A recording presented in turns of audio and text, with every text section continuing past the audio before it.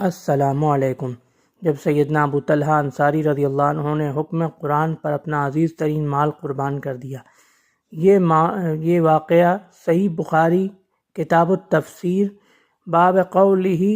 لن تنالوا البر حتی تنفقوا مما تحبون، حدیث نمبر 4554 بروایت سیدنا انس بن مالک رضی اللہ عنہ مذکور ہے۔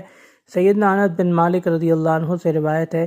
کہ حضور اکرم صلی اللہ علیہ وآلہ وسلم یعنی حضرت ابو طلحہ انصاری رضی اللہ عنہ انصار میں سب سے زیادہ مالدار تھے، اور آپ کے پاس کھجوروں کے لاتعداد باغات تھے، جن میں آپ کو ایک ایسا باغ بہت شدید محبوب تھا جو مسجد نبوی کے بالکل سامنے تھا، اور اس میں بئر حا نامی ایک کنواں تھا۔ حضور اکرم صلی اللہ علیہ وآلہ وسلم بھی اکثر اس کنویں کے اس باغ کے اندر تشریف لے جاتے، اس کے پھل تناول فرماتے اور بئر حا کا میٹھا پانی نوش فرماتے۔ تو جب یہ آیت نازل ہوئی، بسم اللہ الرحمن الرحیم، لن تنالوا البر حتی تنفقوا مما تحبون، جو کہ چوتھے سپارے کی پہلی آیت اور سورہ آل عمران کی آیت نمبر 92 ہے،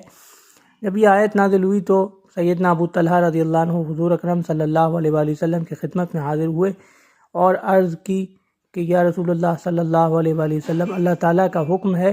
کہ جب تک تم بہترین مال اور محبوب ترین مال اللہ کی راہ میں صدقہ نہیں کرو گے، نیکی کو نہیں پہنچ سکتے،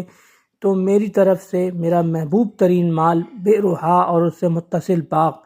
آپ کی خدمت میں پیش ہے، آپ جیسے چاہیں اس کو اللہ کی راہ میں تقسیم فرمائیں۔ تو حضور اکرم صلی اللہ علیہ وآلہ وسلم نے تحسین فرمائی اور فرمایا کہ یہ تو یعنی بہت خوب، شاباش، یہ تو بہت نفع بخش مال ہے، اور میری رائے یہ ہے، تو آپ نے جو کہا میں نے سن لیا، میری رائے یہ ہے کہ آپ اسے اپنے قریبی رشتہ داروں خصوصاً چچا زاد بھائیوں میں تقسیم کر دیں۔ تو سیدنا ابو طلحہ رضی اللہ عنہ نے اسی وقت عرض کی، بہتر حضور میں ابھی تقسیم کیے دیتا ہوں۔ تو حضرت ابو طلحہ انصاری رضی اللہ عنہ نے اسی وقت وہ مال، وہ باغ اور کنواں اپنے چچا زاد بھائیوں کو اور اپنے دوسرے رشتہ داروں کو ہدیہ کر دیے۔ تو یہ تھا حضرت ابو طلحہ رضی اللہ عنہ کا ایک قرآنی آیت کے بموجب اپنا عزیز ترین اور محبوب ترین مال اللہ کی راہ میں وقف کرنا، اور حضور اکرم صلی اللہ علیہ وآلہ وسلم کا اس کی تحسین فرمانا، جو کہ حدیث شریف صحیح بخاری میں مذکور ہے۔ انشاءاللہ اگلی ویڈیو میں ایسے ہی ایک اسلامی واقعے کے ساتھ حاضر خدمت ہوتا ہوں۔ اللہ حافظ۔